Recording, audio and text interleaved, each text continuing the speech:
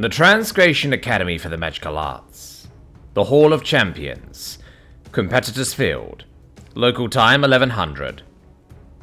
Oris. Dread is the taint which masks the otherwise brilliant soul. A self-fulfilling prophecy which only fools fall prey to. Hope is the fruit which nurtures the uncertain mind, a sweet and sumptuous escape that serves only to weaken the spirit. Confidence is the fuel with which the noble soul thrives, and it is only through confidence that the darkness of dread is vanquished and the foolishness of hope is tempered. Confidence leads to faith, and faith in what was righteous was the strongest faculty a sapient being could ever develop. Confidence, along with faith, are thus the cornerstones of nobility. And it was because of both of these tenets that I had no doubt as to the results of this magical competition. Magic was, after all, the unassailable instrument of the noble and righteous. Everything that the New Realmer wasn't, and everything that the New Realmer lacked. The mana-deprived New Realmer was running purely off of the abilities granted by her muscle-bound survivalist society. A society unfit, undeserving, and ultimately ill-equipped to integrate with the demands of civilization. The armor was an aesthetic diversion, a masterpiece of showmanship, meant to hide the savage beast lurking beneath it. Savage being the operative word in this instance.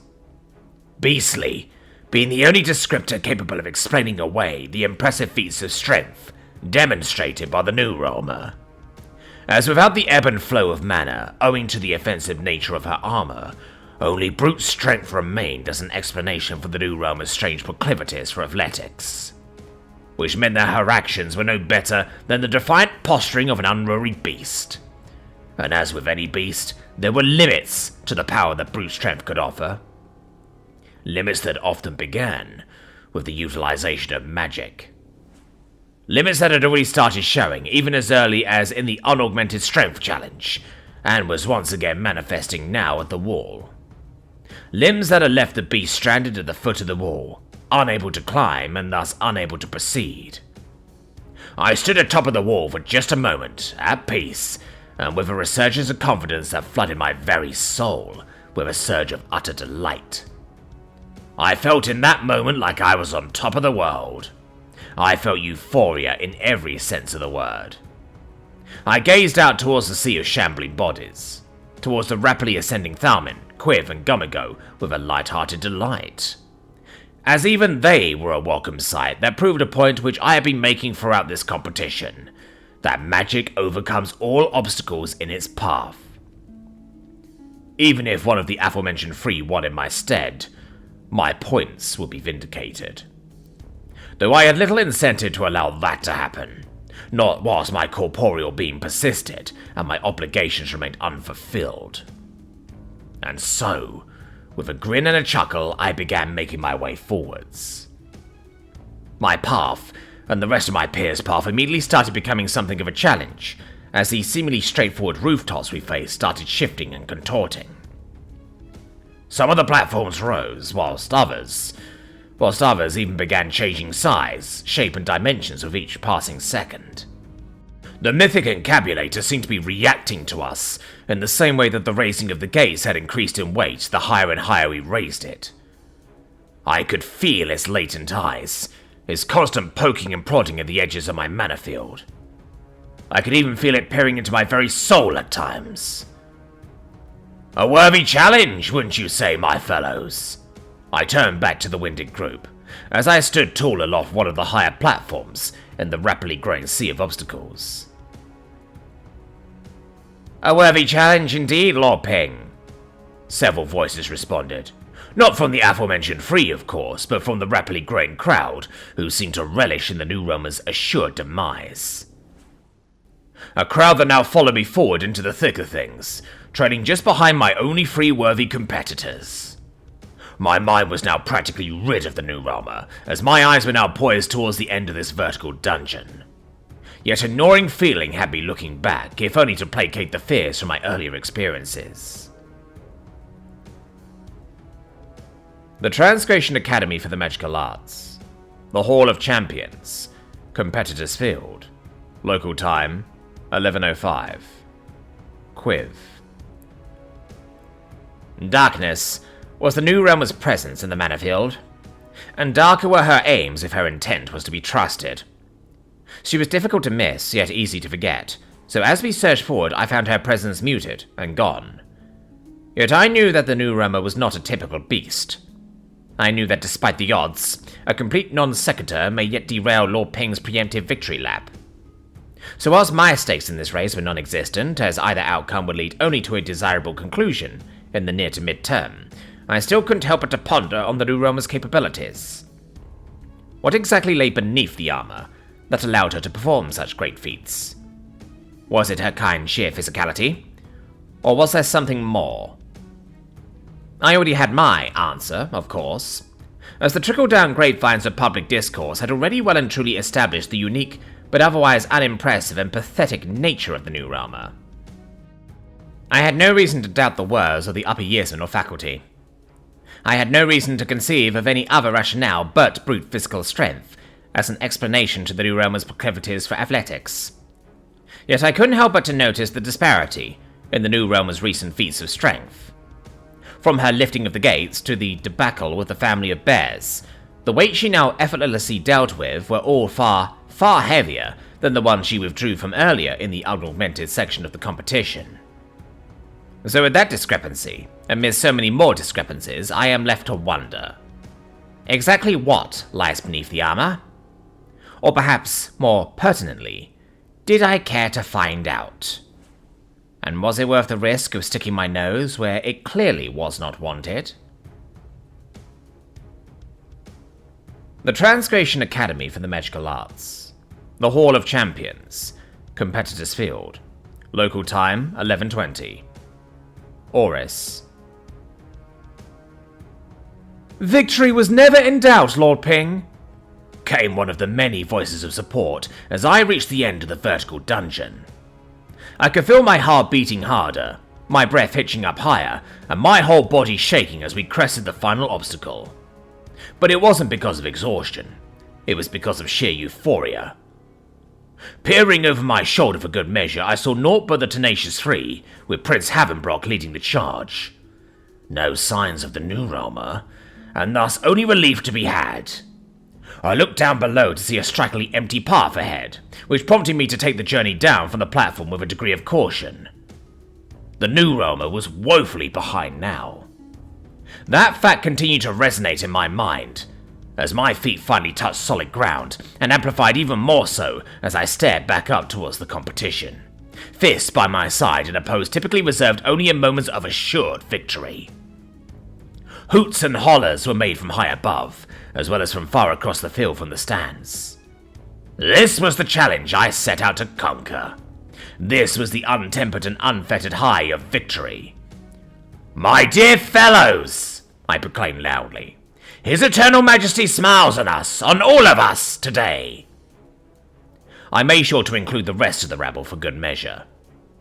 The social game wasn't without a need to inflate your disciples' egos. My father was always right in that regard. So, with my back now turned towards the wall and the rapidly descending Tenacious Three, I set my sights forward towards the penultimate challenge. "On to victory!" I shouted. But just as I was imbuing my body with yet another spell, so too did I feel a disturbance in the mana streams. Or more accurately, a series of audible thumps that became increasingly more pronounced with each passing second. Thump! Thump! Thump! The noises increased in volume, and with each passing erroneous noise came inexplicable vibrations from behind the walls. Was the encabulator preparing some other challenge?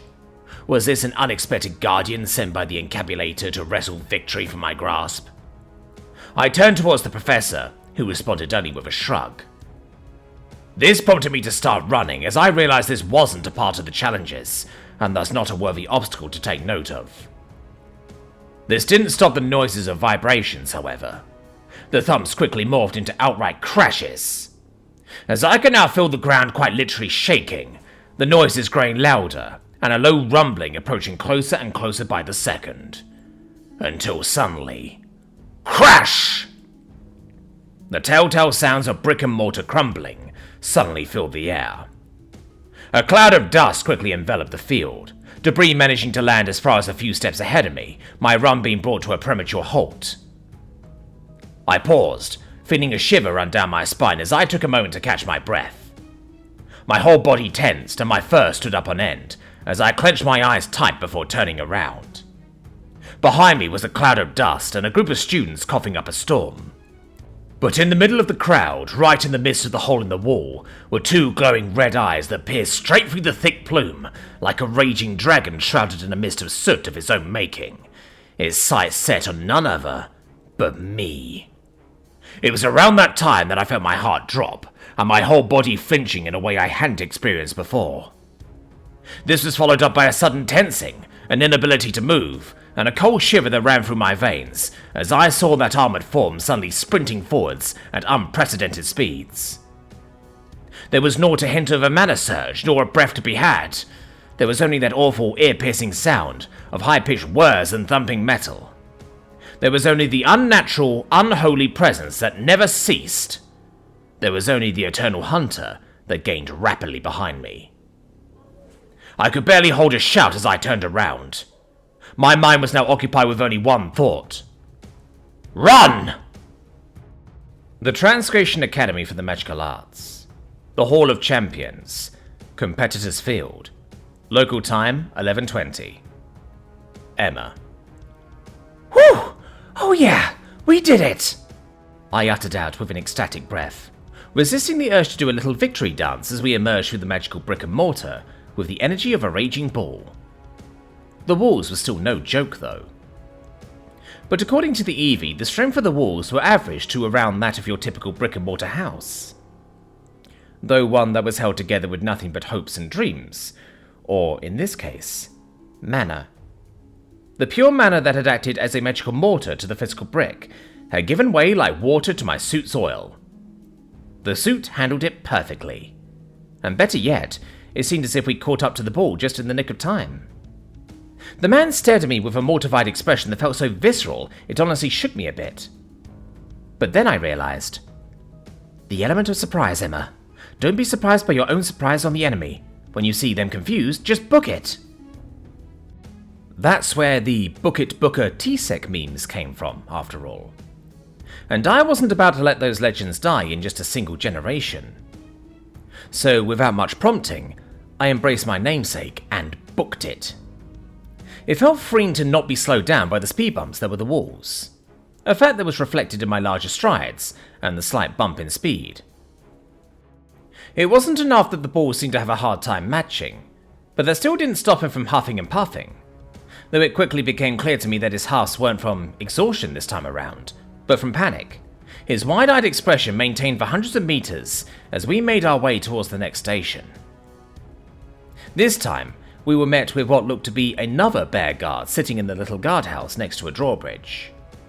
Though given how strewn about his equipment was, it was clear there was something about the narrative that had changed. "Oh, adventurer, you came in the nick of time!"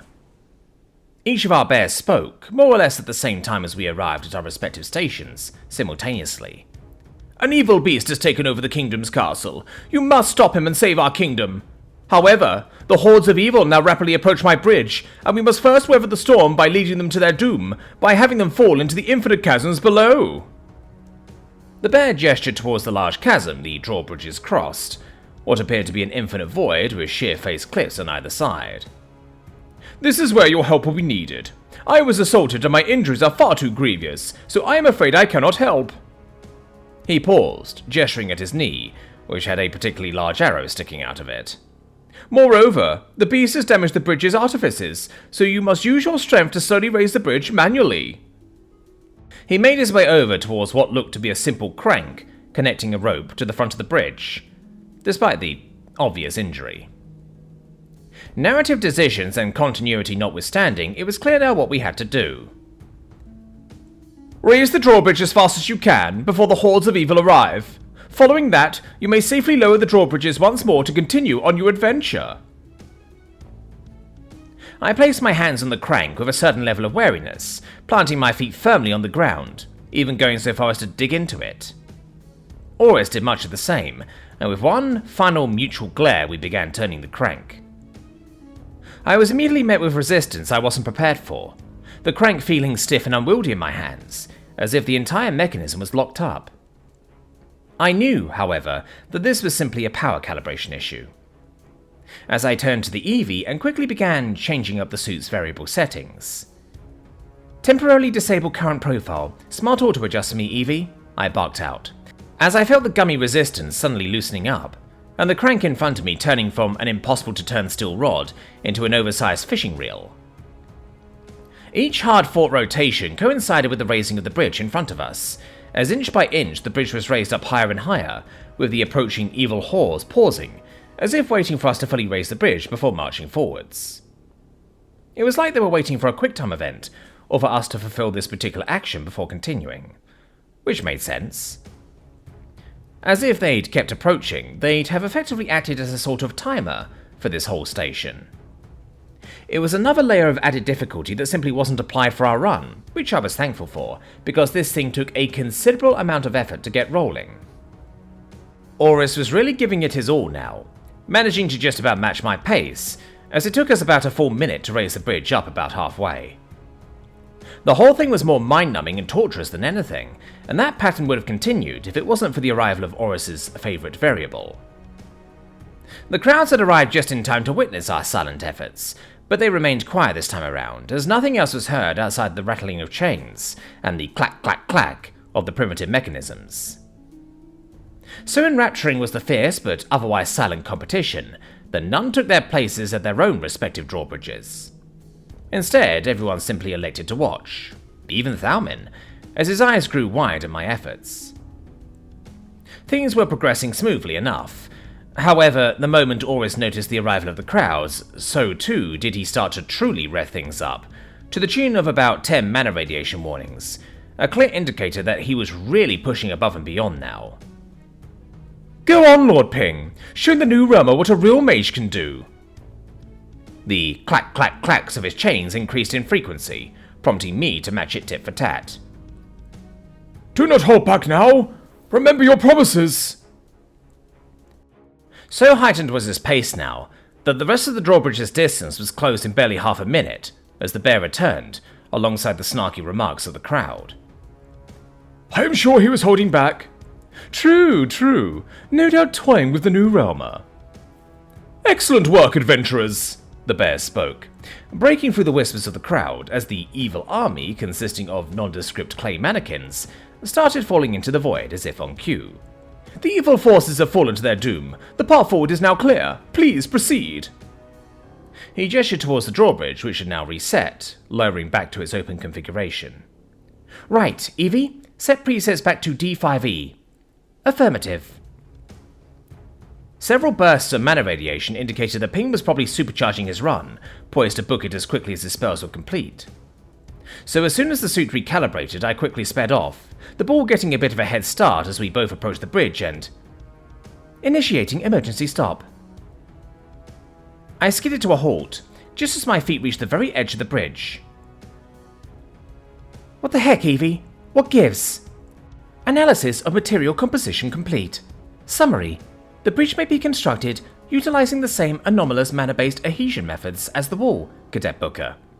The suit's weight and movement will compromise its structural integrity. "Right," I responded bluntly, testing the waters by stomping hard on part of the bridge, confirming the Eevee's analysis as a good chunk of it collapsed, falling into the void in the process. "We don't have much time. Calculate launch trajectory and give me a path map to follow." "Unable to comply, Cadet Booker. The chasm is too wide," the Eevee responded quickly, displaying all the possible arcs and trajectories it calculated, as each arc landed just short of the other side. "All except for one." "That one." I pointed using my eye, selecting what looked to be yet another failed calculation, with a jump that led straight down into the cliff face on the other side of the chasm. "Eevee, are the cliff faces also composed of the same material as the wall?" "Negative." "So we're dealing with just rock then?" "Affirmative." "Good. Now just follow my lead." The Transgration Academy for the Magical Arts. The Hall of Champions. Competitors Field. Local time 11:30. Oris. Had I truly done it? A quick glance back towards the bridge showed the new roamer once more stuck without a way forward. A narrowing of my eyes showed exactly why this was the case. Her sheer weight simply made it untenable for her to continue. The muscle-bound nature of the beast had brought it to an untimely halt. The consequences of its brutality was now made manifest, as it was unable to use the instruments of civilization. A humble bridge acting as the cage to its ambitions. A smile crept up across my face as I continued forward at a comfortable pace. The new roamer had backed up away from the bridge at this point, presumably with the intent to drop out of the competition. Relief finally came to wash over my haggard soul. But that relief was short-lived, as not a second after I restarted my run did the audible ka-thunk, ka-thunk, ka-thunks start once again. As I craned my head backwards, I was met with the metal behemoth surging forward at ridiculous speeds. This all culminated in a leap, one that elicited several oohs and ahs from the crowd. My mind anticipated the loud thud of her landing on the other side of the chasm. Nyum! However, my eyes instead were faced with the hilarity of the beast landing just short of the track, falling comically into the endless void below.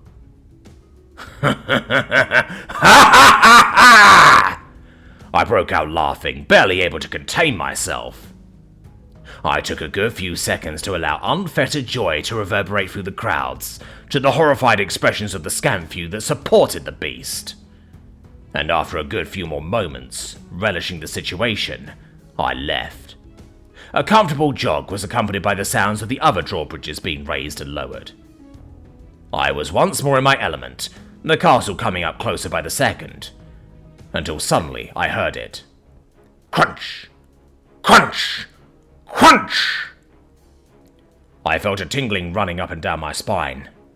My fur threatened to stand up on edge again beneath the Academy-issued sports attire. My neck felt stiff, yet my mind urged me to crane back towards the chasm. And so I did, as a single oddity caught my eye. It was a single hand, then two, then a helmeted head pulling itself up and out of the chasm against the sheer cliff face that bordered it.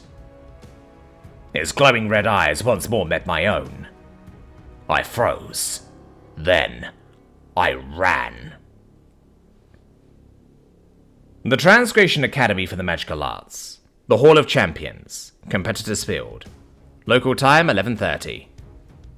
Emma. I pulled myself up with a bit of effort, arriving yet again right on time to witness Ping's look of abject fear, and a sprint seemingly born out of sheer panic. Satisfaction, cockiness, and a whole host of feelings started to emerge, but I didn't have time to dwell on that, however, as the castle loomed just a few clicks in front of me. So I ran, catching up to Ping in just under a minute as we once more competed silently, interrupted occasionally by the cheers for his victory from the spectator stands. Before we knew it, we'd arrived at the castle, at which point we entered straight through a pair of large oak doors, leading straight into a throne room. It really was a miniature castle, but at least it got us straight to the point. As we were met with a literal creature of shadow hidden beneath a cloak, sitting atop of the solid gold throne. Well, well, well, whatever do we have here? A strangely familiar voice boomed out from beneath the cloak of shadows. Do I see two challengers now? He continued, as the EV brought up a name tag that I wasn't surprised to see. It would have been him, of all people, to have volunteered to act, wouldn't it? Yes, we're here to free the kingdom. Now please tell us the challenge so we can get this over with. Silence! Ye who wishes to free this kingdom must beat me in a challenge. That's what I just said. Silence! He reiterated, causing the whole room to rumble. Now, your challenge is to beat me in a competition of pure strength. The evil king stood up, walking towards a table with several chairs around it in the middle of the throne room. You must beat me in a feat of simple yet focused strength. He sat down, placing an arm atop of the table in a display I didn't want to recognize. You must wrestle this kingdom from my hands by force, he announced, as stormy winds coupled with echoey thunder began swirling around the room for dramatic effect. "So, arm wrestling," I managed out dryly. The dramatics died down for a moment after I said that. "That is the commoner term for it. Yes," he nodded. This prompted me to turn towards something else in the corner of the room, seemingly forgotten. It was a sword in the stone, relegated now to mere set dressing. "I'd rather we have a rematch of the sword in the stone challenge rather than just some arm wrestling." "That is my trophy for having defeated the hero of this land. It is a signifier of my almightiness. For if I am to procure the sword, surely the strength of my arm must be superior to its challenge, no?" It was at this point that Doris and I locked eyes in disbelief, before turning back towards the king, with a sigh. This certainly wasn't the average sport you'd find in the Olympics. "I accept your challenge." We spoke at the same time, sitting down across from the king. "Since you arrived here at the same time, the one who defeats me quickest will be the one true victor. So, how about you start, my dear dashing lord of righteousness?" Ping nodded with a stoic look of confidence as he gripped the apprentice's hand tightly, poised to break it. "On the count of 3, then," the apprentice spoke, prompting the ball to nod once in reply. 1. Both arms clenched. 2. Ping breathed in deeply. 3. The Eevee was inundated with a surge of mana radiation signatures, whilst the scene in front of me remained seemingly unchanged, save for the increased intensity and death glares made by either party. "Withdrawn now, and I will grant you clemency." "Shut up!" Ping roared. Soon enough, I could hear the stone beneath the table crunching, its foundations cracking, as the apprentice struggled to hold his ground, kicking his legs before finally, whack! The apprentice's hand was pushed aggressively down onto the table, generating a massive gust of wind, clearly done up for dramatic effect. "Ouch," the apprentice managed out, immediately using his good hand to heal what looked to be a pretty nasty bruise in a matter of seconds. "Congratulations, Lord Ping. You have completed this final challenge in 43 seconds. Ping stood up with a confident grin plastered across his face following that, as he made his way out of the castle, towards a crowd of cheering onlookers. I moved to place my arm on the table without uttering a word, as my mechanical surrogate hand clutched the apprentice's hand tightly. Haptic feedback was useful in these instances, but I'd purposefully dulled it a bit for what was to come. "On the count of 3, adventurer," he began, getting back into character, prompting me to turn towards the Eevee internally. "Eevee, guesstimate the force of Ping's match and try to match it. Insufficient data." 1. He breathed in deep. "Just do your best. We'll auto-adjust as we go along." Acknowledged. 2. I kept myself poised, gripping his hand tight. Probably too tight, given how he flinched right before. 3. He pushed hard, harder than any human could, as the Eevee's force calculators quickly brought us back into equilibrium. However, just as we did so, so too did the apprentice's surges in mana increase the force applied, prompting the Eevee to correct our course, pushing a bit harder this time, resulting in slam! My heart dropped as I could just about feel the sheer force applied to that hand. Thankfully, I did not hear nor feel anything snap or break. It was just the suddenness of it all that got to me. "Ow!" the man muttered out in a high-pitched voice, immediately gesturing for me to get up as he tended to his bruised hand, with several surges of mana radiation this time around. "I hereby declare Cadet Emma Booker at 5 seconds to be the winner," he squealed out before putting up a sign saying, "Please wait for your turn," for the upcoming contestants. I walked out, unable to really comprehend what I had just accomplished, until finally I was met with Chiska at the front gates of the castle. The look on her face was one of shock, which quickly turned to an excitable smile as she locked eyes with me. Well, Cadet Booker. It looks like you just earned yourself a place in the history books." "Wait, really?" "Well, my history books, that is," she grinned. "For whatever that's worth." It was around that point that she gestured for Ping to join us, as we both walked out of the castle together, much to the expectant gazes of the crowd. First years, I am happy to announce the victor of this impromptu challenge. She paused for dramatic effect, those in the stands watching on with even more intensity than the contestants on the track. May I present to you the victor, Cadet Emma Booker of Earthrealm. A collective silence follows suit, before being met with a sizable uproar. Ladona was on hand to urge several boos from the track.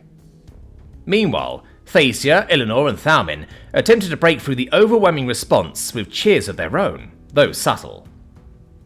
However, just as quickly as the spirit of unsportsmanlike behaviour arose, so too did I abide by my own code of conduct, as I reached out a hand to Ping in an unexpected display that prompted both cheers and boos to die down.